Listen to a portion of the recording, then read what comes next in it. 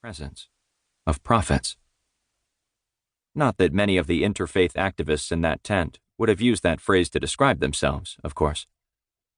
Prophet means different things in different faith traditions, and some don't have a concept of it at all.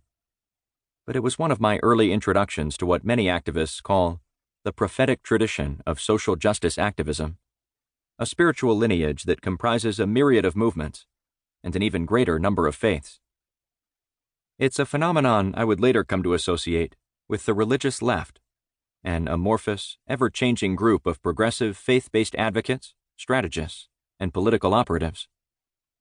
I was surprised to find representatives of this movement at Occupy. But I shouldn't have been. And not just because I was tipped off that the tent existed before I got there. As I would learn over the next several years of reporting on the religious left for Think Progress and Religion News Service, these activists, and others like them, have been a core component of progressive social movements throughout American history, often rising to meet moral crises in times of need. Far from being a historical relic, the religious left I have come to know exerts growing influence on modern democratic politics, be it by staging massive protests, leading legislative fights, training future candidates, or pressuring political leaders. The religious left is the beating heart of modern progressivism. Although rarely acknowledged by members of either major political party, it is one of the left's most secret of weapons, and has the potential to impact U.S. politics for years to come. This audiobook is an attempt to unearth some pieces of that secret. Such a task requires digging into the history, theology, and strategy used by religious left leaders to exert influence on their fellow progressives. My intention is not to tell an exhaustive history of this coalition of coalitions and its historical progenitors. For those seeking such a history, see historian Albert J. Roboteau's similarly named American Prophets, 7 Religious Radicals and Their Struggle for Social and Political Justice.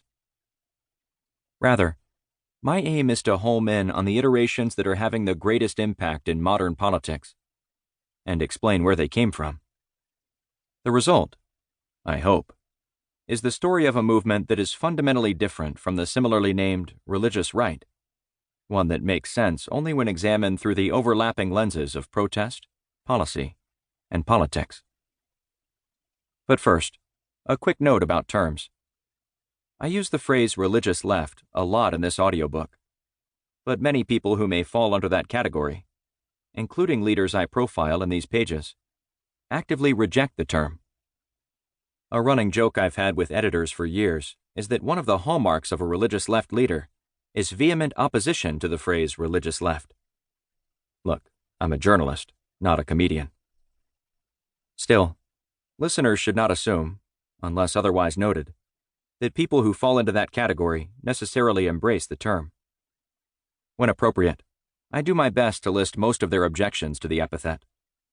Some see it as too limiting, and others don't like the association with the religious right, whose tactics and approach to politicized faith they hold in contempt. Still others quibble over the finer definitions of the words themselves.